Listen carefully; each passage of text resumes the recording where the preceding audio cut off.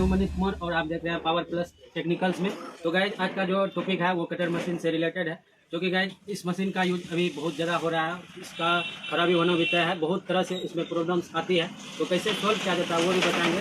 साथ ही गाइज इसमें जो अभी प्रॉब्लम है, इसको जब चलाते हैं ये इतना लोड पर नहीं चल पाता है और यहाँ से चिंगारी मतलब आग निकल रहा है, जो कि गाइज वीडियो में आपको दिखाएंगे कैसा आग निकल रहा है और कैसे इसको रिपेयर कर सकते हैं। इसके बारे में आज पूरी डिटेल्स में इसमें बताए हैं। अगर इस चैनल पर अभी तक नए हैं तो हमारे चैनल को जरूर सब्सक्राइब करके सपोर्ट करो। एंड गाइज बिना टाइम लिए ही वीडियो को करते हैं स्टार्ट।